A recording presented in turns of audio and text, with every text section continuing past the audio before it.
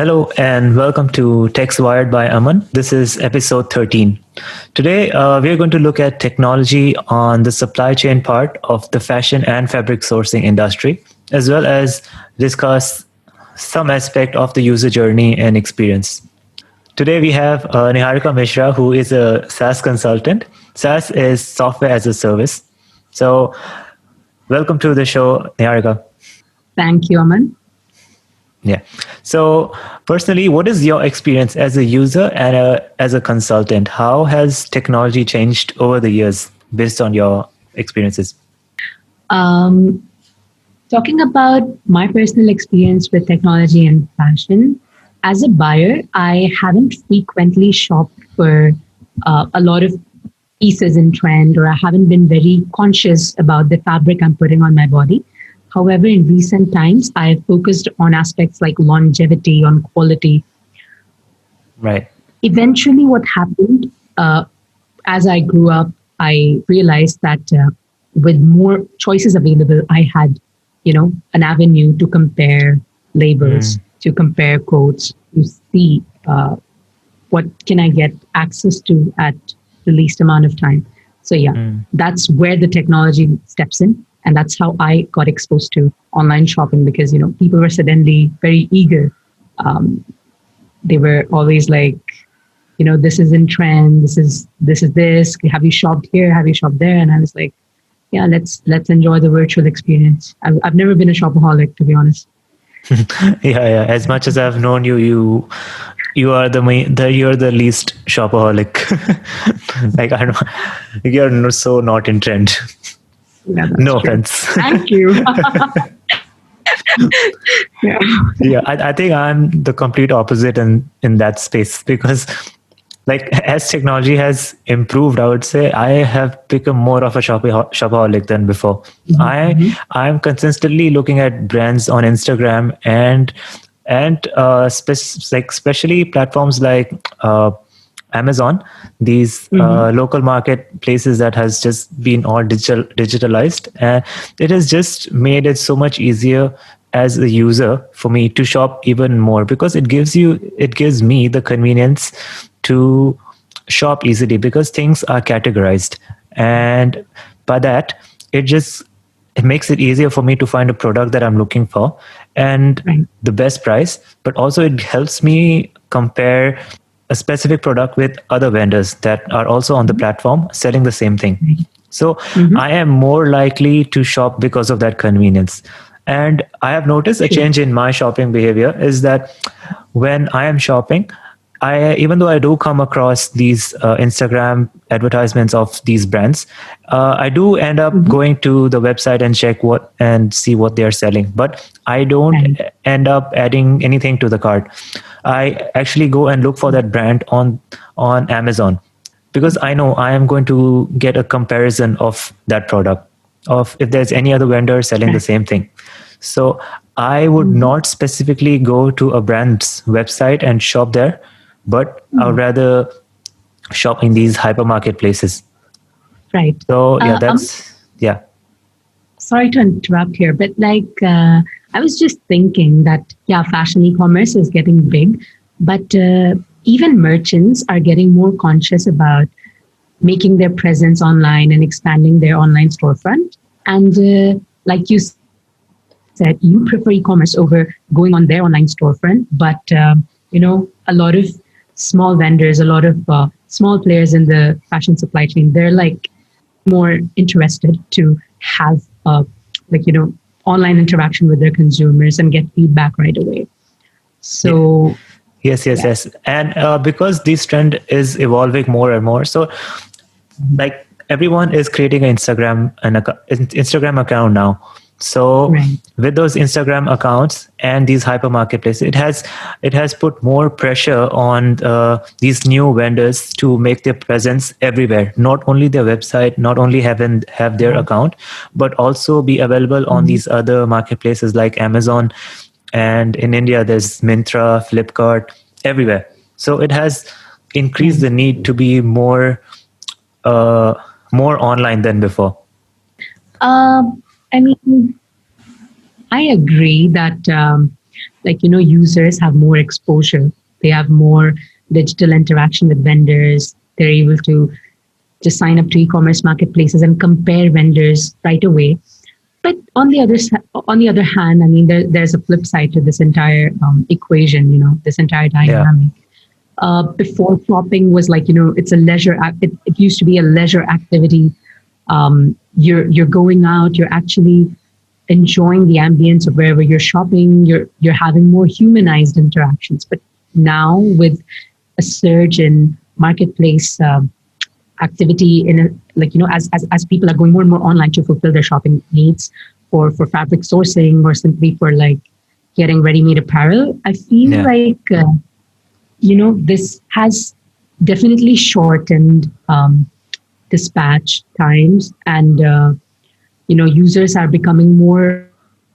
I mean, I feel personally that technology has given a push to that consumer mindset that I can have anything at my fingertips, and Yeah. Yeah. it's Yeah. sort of empowering.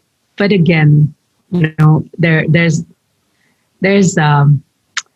it puts a considerable strain on the supply chain, especially as producers are like, we want to increase the volume, we want to, Yeah. Yeah. Yeah. It's just there's increasing the pace of everything.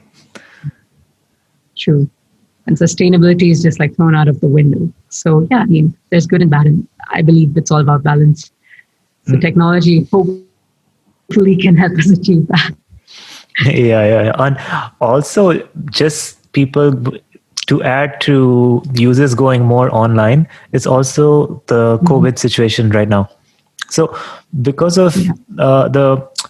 the traditional shopping experiences that people used to have from going to the brick and mortar stores, they can't even do that now, even if they want to, because of COVID. And those requirements are being converted to online requirements now.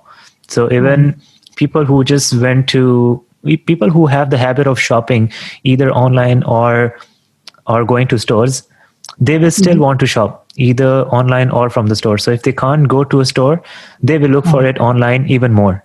So that has definitely increased the pressure on the supply chain aspects of textile and fashion as well. Right. I mean, like I said, there's been an increase in B2C and B2B marketplaces. Now, B2C would be something like, let's say, a user like me goes onto a marketplace, looks up a few items, compares the vendors, selects something and checks out, and then I get the item delivered to me. B2B would be more like industrial buyers looking at vendors to fulfill their sourcing requirements. So you have a lot of e-procurement marketplaces. In any cases, I feel like when you have technology, marketplace technology paired up with the right delivery tracking system, with like, equipped with analytics, maybe can increase more transparency and visibility in the process. But that's always like at the business side of things. We as users are never that conscious, right? We don't care about what's the weight of the fabric, how much dye was released, how many toxic chemicals were released in the process. We don't. Right. If it's cheap, I'm in. Like, that's the mentality.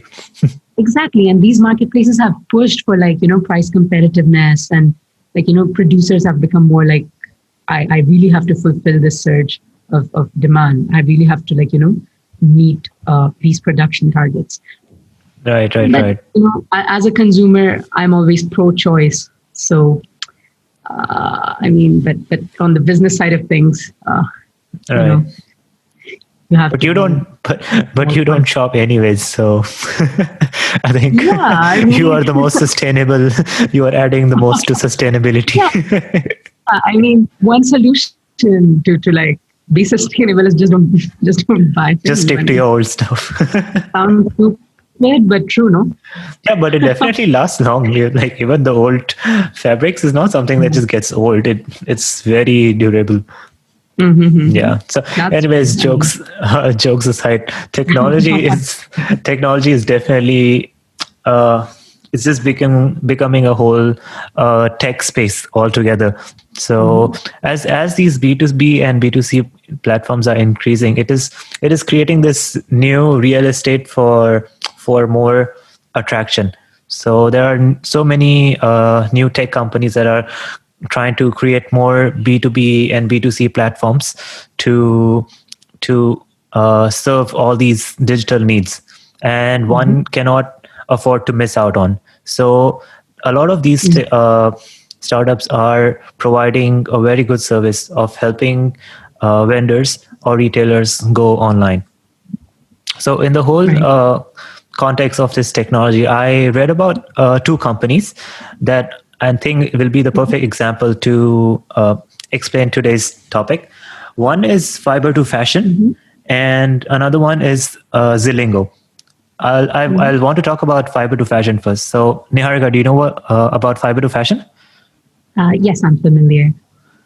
Basically, it's a platform that connects buyers to sellers. It's a B2B platform for, or rather, I'd use the word, it's an end-to-end textile portal. So anything from fabric procurement to market research in the fabric and textile industry to Yeah, like, basically exactly. that's it. They are connecting suppliers and buyers on the platform. So it's like if a buyer has a requirement, he can just add his requirement online, and all these vendors, they will be listed on the platform as well. So if any of the vendors can fulfill that requirement, they will just initially get connected through the website. And Right. Fiber to Fashion gives them access to get connected by providing information. But obviously, it's not as simple. They do get verified before they are connected. So that's, Right. yeah, that's a very important platform because it is speeding up the whole process of the supply chain, as we discussed earlier. And and the second and the other thing that I like about Fiber to Fashion is big data. So big Right. data is a whole different discussion altogether. But just to keep it short, big data True. True. is uh, Right. yeah, generally, big data is just collecting data from all the information and try to organize the information so you can look. So all this information, once it is organized, it somehow shows you trends and opportunities based on the algorithms, and with help of these opportunities you can create more products or services, and you can study the market. And because of the big data, they actually have another service that runs parallelly to the platform. It's called TextPro. Yeah, so have you heard about TextPro? I have. So it's basically big data, and to be more specific, it provides analytics and BI for the fashion and apparel industry, especially for the buyers who are logging into Fiber to Fashion. So yeah, I'm familiar. Yeah. So you have to subscribe for the service, Text Pro service on the website, and they provide you all the details of the market. Like they show you market trends, they show you import export data, and they also talk about tariffs and non-tariffs regulations if the vendor or the buyer is abroad. So you Right. get all these data from this service about how the market is going. I feel like this is an add-on, but think about this, Aman. These reports can be pulled out from McKinsey or any other consulting platform. But yeah, definitely having an all-in-one platform that gives you this sort of service ensures that whoever is like logged onto your platform has like an influx of information that could possibly guide their buying decisions. Yeah, yeah, So yeah, yeah, definitely yeah. it's a useful add-on. Right. Yeah. So if I come across a buyer on the website and I know the buyer is based in Germany, so I can quickly run this software parallelly, which is also from the website. I can Right. quickly see what are the trends in Germany, what are the regulations, like what are the tariffs of like based on the requirements, and that just eliminates me to separately study all these regulations separately before I can contact the buyer. So it just speeds up everything with the help Right. of big data. And the last thing I will talk about this is they have another program called Fashion Accelerator. So so they are combining this B2B and B2B platform with big data service. So they have another service of Fashion Accelerator. So all these are used together like as a synergy. So what this program does is it helps new vendors to expand basically. So if Right. there's a new brand who wants to uh, get into this whole industry and want to get ahead in the supply chain, they can easily get into Mhm. the Fashion Accelerator program. They will be given all the information about the market. So I have a Yeah. question. I was just curious, does this also provide marketing for these brands that want to scale, or is it just simply providing them market insights and helping them see the gaps and etc.? I think it is more hands-on based on what I've read. So they actually help. Mhm. Yeah, they help you make a plan for how you can grow in the industry of like, and what are the trends, and they'll also link you up to the suppliers they have on the platforms. All the resources in hand, but you just need a strategy. So they help you with the strategy, and it's quickly implemented. I mean, we need more players in the market, because if there's only one portal that has more presence than other players, other marketplaces, other information, Right, right, right. hyperlocal storefronts. If the market does not have enough competitors, there's always like a chance that one player might um, dominate or dictate the terms Yeah, of the yeah, industry and tech space as well. Although yeah. tech space or is supposed to challenge that sort of monopoly, it's supposed to give more voice to the players, but sometimes there's more players required. I mean, I can think of Yeah. another one at this point. I'm not sure if you've heard about Zilingo. I mean, a lot of people have. Right, right, right. It's Zilingo. Yeah, yeah. I've come across that. I mean, it's a popular B2B marketplace for apparel, for fabric, for fashion players. Yeah, I've yeah, never yeah. had the opportunity to, yeah, never had the opportunity, but I've heard an interesting story about the CEO. I mean, Miss Ankiti Bose, I believe. She went to Thailand and she went on a vacation. She came across these small vendors and was wondering whether they have online presence. And eventually, they brainstormed and came up with this idea for removing middlemen in this Yeah, yeah, entire yeah, yeah, yeah. supply chain. Yeah, I Because, think it's I, the it's yeah, it's called Chatuchak Market where she had the idea. Yeah, she was. It's a weekend market I've in Thailand. been, Yeah, now we've been, remember? yeah, yeah, yeah. Yeah, I don't know. we've been there. Yeah, yeah. So apparently, I never had the idea. So she did, and today it's a $1 billion company. And Zilingo, it started in 2014, so it's quite recent in terms of how, like, in the span of 6 to 7 years, it's valued at $1 billion. Mhm. So I think that's Oh, huge for a startup. but I don't know. I mean, recently when I was just curious and I went on their web page, I just saw it was basically another online retail space, and I just felt like the the I couldn't see the message that clearly. So maybe I'll take a look at it again. So Yeah, I fiber to fashion could is connect the dots.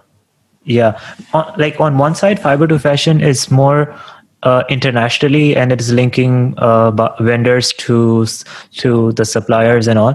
But Mhm. Zilingo is B2C and B2B, and it is very huge in Southeast Asia. So they started with Thailand Right. and they expanded to Cambodia, but and they Mhm. are based in Singapore. Yeah, so they Oh, are right. very big in Southeast Asia. Yeah.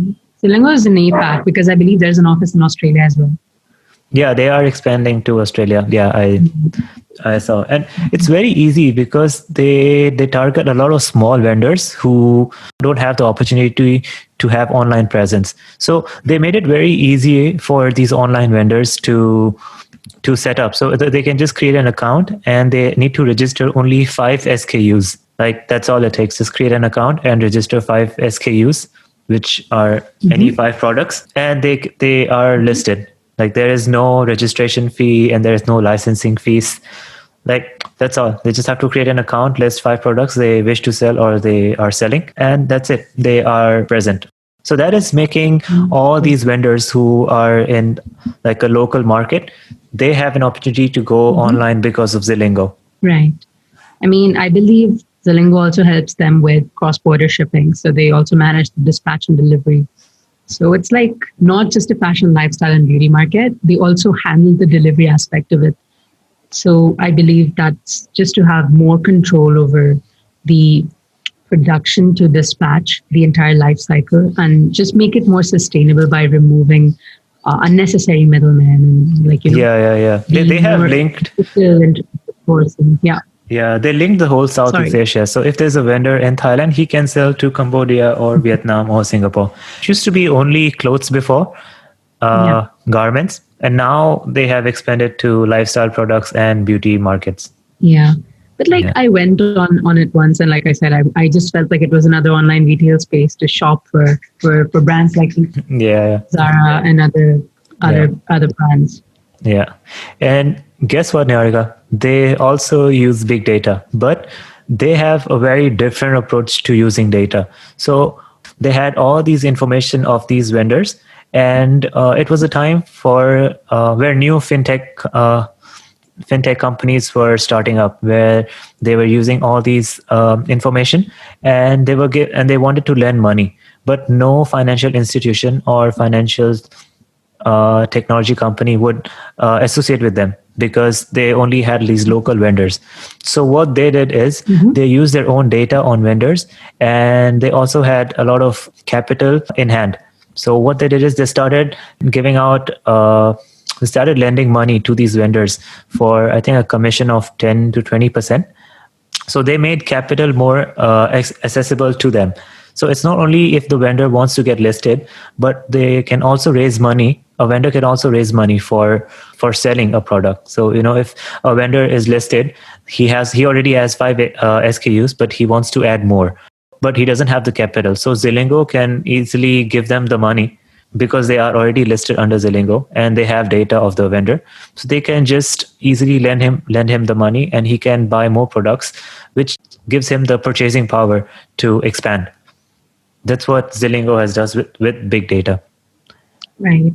Actually, if you look at the backend side of a lot of marketplaces, there's an inbuilt reporting functionality. So it's not just Zilingo that's using big data, although I agree and concede that they're using it differently because they're such large players now. Even small vendors, they want transparency on their key operational metrics. They want to know, like, shopping attitudes and behaviors. They want more insights on, well, which suppliers were, like, delivering in a more timely fashion, also about the credit cycle, visibility on all these important aspects of their business operations. So I mean, definitely the trend is catching up, and I feel like data eventually, like 4 years ago it was said it's going to be the next oil. I believe Yeah, definitely it's going to revolutionize the fashion and tech space. yeah. I mean, So you can't isolate. Yeah, you can isolate these. You yeah, can't. I mean, they're all interlinked. yeah. So Zilingo is just taking technology to the next level. Like, even though this whole industry of this textile and fashion is very old, like garments and fabrics are being created, like, I don't know, it's a very old industry. But for a company to just find a niche and catch up so fast within 6 years to find a niche, it's very Right. commendable because they just picked on a trend and made it a big business, and they realized the importance of technology. It shows how acknowledging the importance of technology can help you create a product that people didn't Right. feel they required, in terms of like supply side Exactly. and the demand side, because Zilingo Mhm. created Mhm. B2C and they also created B2B. So if a customer can buy from a vendor, but the vendor at the same time can also buy from a supplier, so it's a whole chain on Exactly. one platform. Yeah, I mean, I'd just like to, like, if I could just like summarize this, I would be like, it's definitely made the space more inclusive for all types of players. Yeah, So it's definitely like merchants are able to find more negotiable terms. They're able to, like, speed up their entire yeah. sales cycle. Yeah, Yeah, and with users are more credibility, it's just not anybody on the internet. exactly It's it's a true. legitimate platform. Exactly. Yeah, I Nice think one. yeah, I think it's just too long already. So Okay, on that note, I think that will be it for today's episode. Before we end this episode, I want to thank Niharika. Thank you so much for coming and discussing in today's episode. Thank you, Aman. Thank you for having me. Yes, I think your insights were great. I look forward to having you once again in the episode. I hope this week's episode earned your subscribe and follows. You can reach out to us at my email link below and Niharika's email below in the comments. And my name is Aman Preet Singh. Let's be educated shopaholics. I will see you next week. Thank you.